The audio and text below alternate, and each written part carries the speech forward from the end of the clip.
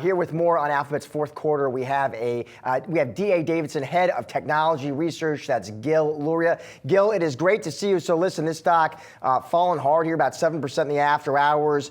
Give us your reaction, your response, Gil. It looks like what investors are clearly keying off here is that Q4 revenue miss, Gil. Yeah, and the fact that it came from the cloud business, right? Google Cloud has been the star of the show and the consistent outperformer. It was gaining share up until recently. And so this is a pretty big deceleration from last quarter. Interestingly, it echoes the deceleration Microsoft Azure had. Microsoft Azure blamed the core hyperscaler business and said they got growth from AI. We'll find out what Google says, what their narrative is. Either way, that's a deceleration there as well. The search business actually did fine. And that's the one where if they ever miss in the search business, that's when people will really get worried. But the cloud is an important miss, and that's why the stock is down.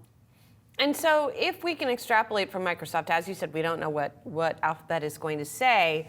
But, do we see, and have we been seeing elsewhere, a sort of redeployment of resources towards AI? And does that have the potential to cost them in the cloud business, in the non-AI cloud business?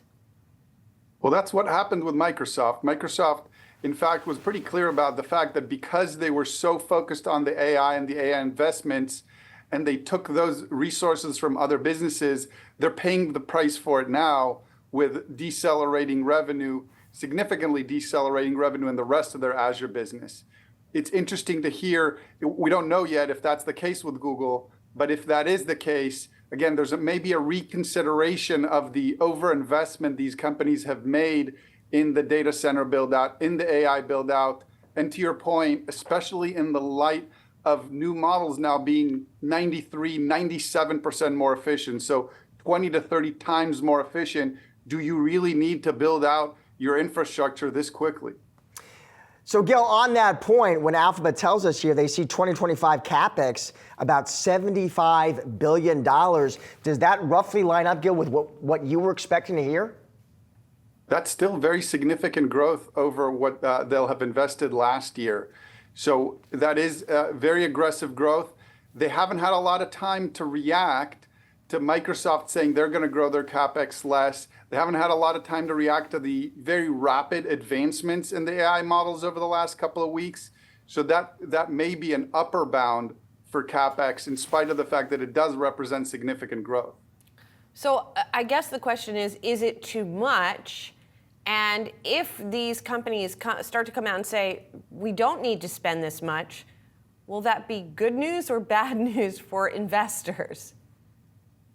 For investors in Microsoft, Google, Amazon, it is good news if they say they need to invest less in CapEx. If they can meet their demand without having to escalate the data center build out every year and still get the revenue from their customers, that'll be good news. Because right now, these CapEx numbers mean cash flow is declining.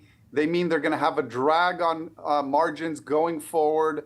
That's why Microsoft has underperformed so much, is that their margins are under pressure from these very high levels of CapEx. Their cash flow declined 29% last week. If we keep seeing the same things from Google and Amazon, they're going to have to be more disciplined about CapEx as well. Gil, final question.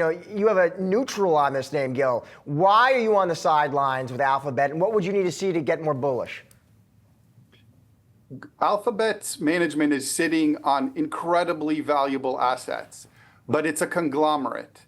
So instead of having YouTube, Waymo, the TPU and DeepMind business being separate, some of the other bets being separate, and getting their the appropriate valuation, they're bundled in with a search business that investors are just not going to pay up for.